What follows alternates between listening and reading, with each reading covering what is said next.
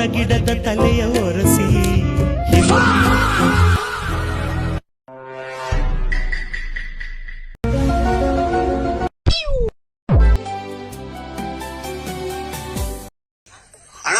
ಸಖತ್ ಆಕ್ಟಿಂಗ್ ಮಾಡ್ತಿದ್ದೆ ಕಾರಣ. ಹಲೋ ಎವ್ರಿವನ್, ಹೇಗಿದ್ದೀರಾ ಎಲ್ಲರೂ? Welcome back to my YouTube channel. Friends, last ವಿಡಿಯೋದಲ್ಲಿ ಧರ್ಮಸ್ಥಳ ಮತ್ತು ಕುಕ್ಕೆ ಸುಬ್ರಹ್ಮಣ್ಯಂದಲ್ಲಿ ಯಾವ ರೀತಿ ದರ್ಶನ ಆಯಿತು ಅನ್ನೋ ಕಂಪ್ಲೀಟ್ ವಿಡಿಯೋ ಅಪ್ಲೋಡ್ ಮಾಡಿದ್ದೆ. ಜೊತೆಗೆ ನೆಕ್ಸ್ಟ್ ಒಂದು ಬ್ಯೂಟಿಫುಲ್ ಜಾಗಕ್ಕೆ ಹೋಗ್ತಾ ಇದ್ದೀವಿ ಅಂತಲೂ ಹೇಳಿದ್ದೆ. ಆ ಬ್ಯೂಟಿಫುಲ್ ಜಾಗ ಬೇರೆ ಯಾವುದೂ ಇಲ್ಲ, ಸಕಲೇಶ್ವರದಲ್ಲಿರೋ ಗ್ರೀನ್ ಗ್ರಾಸ್ ರೆಸಾರ್ಟ್.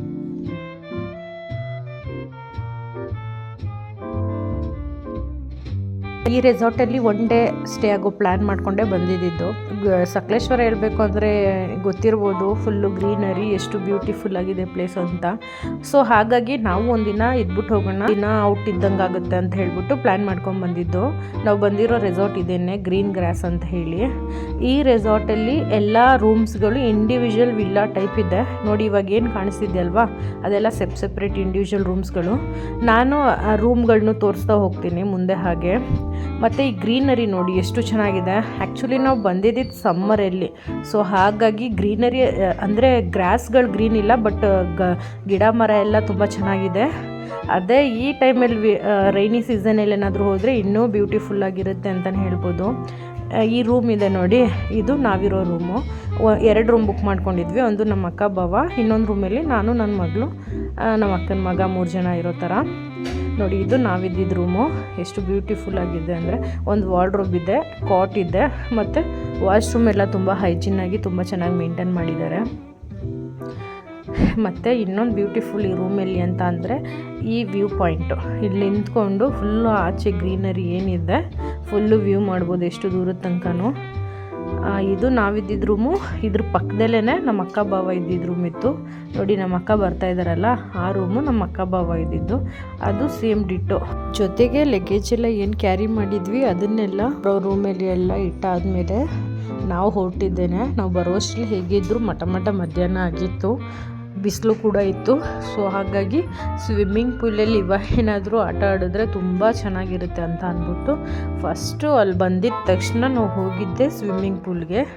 ಸ್ವಿಮ್ಮಿಂಗ್ ಪೂಲಲ್ಲೂ ಆಡೋಕ್ಕೆ ಕೂಡ ಕೆಲವೊಂದು ಗೇಮ್ಸು, ಬಾಲ್ಸು ಅದೆಲ್ಲ ಇಟ್ಟಿದ್ರು.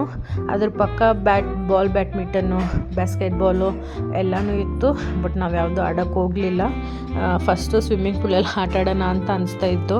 ನಾನು, ನಮ್ಮ ಅಕ್ಕ, ನಮ್ಮ ಅಕ್ಕನ ಮಗ, ನನ್ನ ಮಗಳು ಅಷ್ಟೇ ನಾನು ಹೋದ್ವಿ. ಈ ಕಡೆ ಏನಿದೆ ಅದು ಚಿಕ್ಕ ಮಕ್ಕಳು ಆಡೋದು, ಆ ಕಡೆ ದೊಡ್ಡವ್ರು ಆಡೋದು ಅಂತ ಸೇಮ್ ಎಲ್ಲ ಸ್ವಿಮ್ಮಿಂಗ್ ಪೂಲಲ್ಲೂ ಅದೇ ಥರ ಇರುತ್ತಲ್ವ, ಹಾಗೆ ಇತ್ತು. ಹೇಳಬೇಕು ಅಂದರೆ ನಾವೇನು ಒನ್ ಡೇ ಅಂತ ಪ್ಲ್ಯಾನ್ ಮಾಡ್ಕೊಂಡು ಬಂದಿದ್ವಿ, ಅದರಲ್ಲಿ ಅರ್ಧ ದಿನ ಸ್ವಿಮ್ಮಿಂಗ್ ಪೂಲಲ್ಲೇ ಕಳೆದಿದ್ದೀವಿ.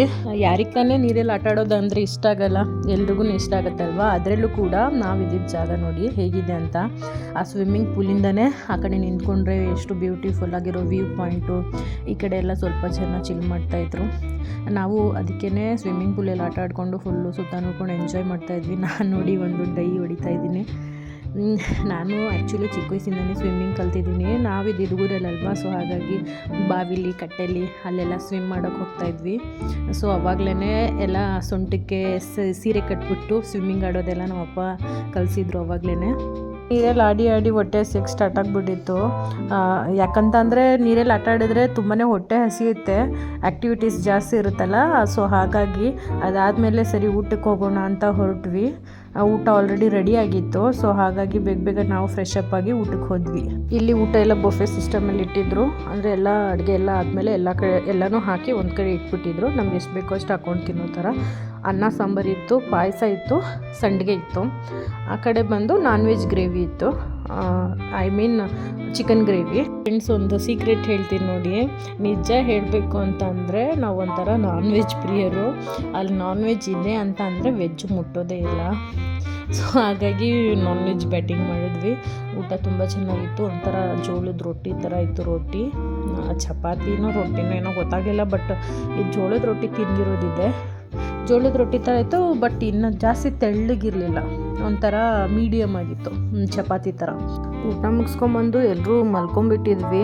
ಸೊ ಹಾಗಾಗಿ ಯಾವುದೂ ವೀಡಿಯೋ ಏನಿಲ್ಲ, ಡೈರೆಕ್ಟ್ ಸಂಜೆ ಎದ್ಬಿಟ್ಟು ಸ್ವಲ್ಪ ಸ್ನ್ಯಾಕ್ಸ್ ತಿನ್ನೋಣ ಅಂತ ಹೇಳ್ಬಿಟ್ಟು ಸ್ನ್ಯಾಕ್ಸ್ ತರಿಸ್ಕೊಂಡು ಅಲ್ಲೇ ರೂಮ್ ಹತ್ರನೇ ತಂದುಕೊಟ್ಟಿದ್ರು. ಬಜ್ಜಿ, ಫ್ರೆಂಚ್ ಫ್ರೈಸು, ಕಾಫಿ ತೊಗೊಂಡ್ವಿ. ನನ್ನ ಮಗಳಿಗೆ ಫ್ರೆಂಚ್ ಫ್ರೈಸ್ ತುಂಬಾ ಇಷ್ಟ ಆಗುತ್ತೆ. ಸಂಜೆ ಸ್ನ್ಯಾಕ್ಸ್ ಆದಮೇಲೆ ಒಂದು ಸ್ವಲ್ಪ ಆಚೆ ಎಲ್ಲ ಹೋಗಿ ಓಡಾಡ್ಕೊಂಡ್ಬಂದ್ವಿ.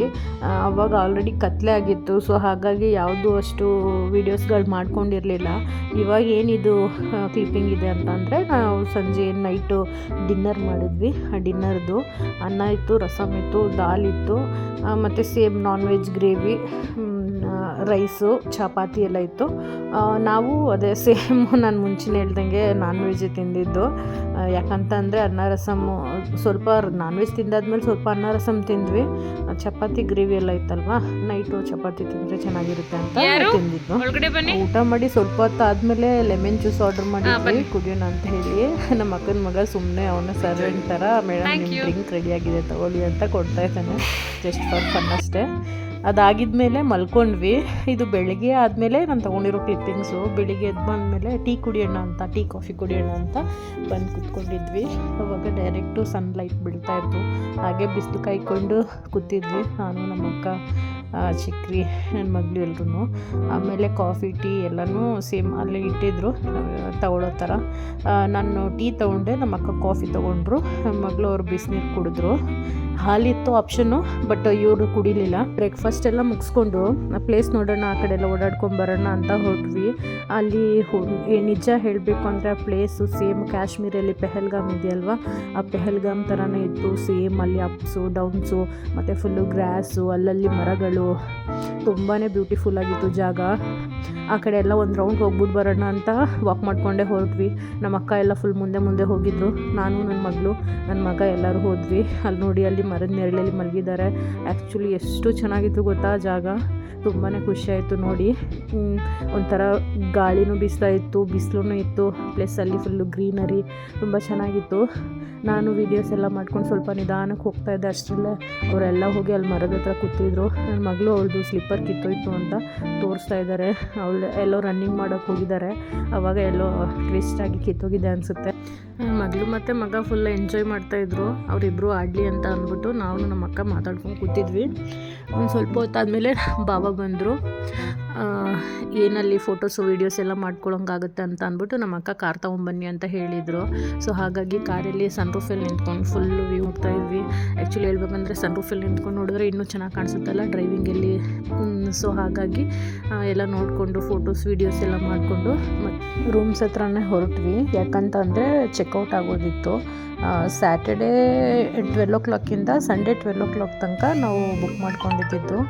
ಫ್ರೆಂಡ್ಸ್, ನಿಜ ಹೇಳಬೇಕು ಅಂದರೆ ಈ ಟ್ರಿಪ್ನ ತುಂಬಾ ಎಂಜಾಯ್ ಮಾಡಿದ್ವಿ. ತುಂಬ ಬ್ಯೂಟಿಫುಲ್ ಜಾಗ ಅಂತ ಹೇಳ್ಬೋದು. ಅಲ್ಲಿಂದ ರೂಮಿಗೆ ಬಂದು ಒಂದು ಚಿಲ್ಲಿ ಚಿಕನ್ ಆರ್ಡರ್ ಮಾಡಿದ್ವಿ. ಎಲ್ಲ ತಿನ್ಕೊಂಡು ಇನ್ನು ಸ್ವಲ್ಪ ಹೊತ್ತು ಇದ್ಬಿಟ್ಟು ಬಟ್ಟೆ ಎಲ್ಲ ಪ್ಯಾಕ್ ಮಾಡಿಕೊಂಡು ಮನೆ ಕಡೆ ಹೊರಟ್ವಿ. ಐ ಹೋಪ್ ಈ ವಿಡಿಯೋ ನಿಮಗೆ ಇಷ್ಟ ಆಗಿದೆ ಅಂತ ಅಂದ್ಕೊತೀನಿ. Please like, share and subscribe ಮಾಡಿ. Thank you so much. ಮುಂದಿನ ದಿನಗಳಲ್ಲೂ ಕೂಡ ಇದೇ ರೀತಿ ವೀಡಿಯೋಸ್ಗಳು ಶೇರ್ ಮಾಡ್ತೀನಿ. Keep watching.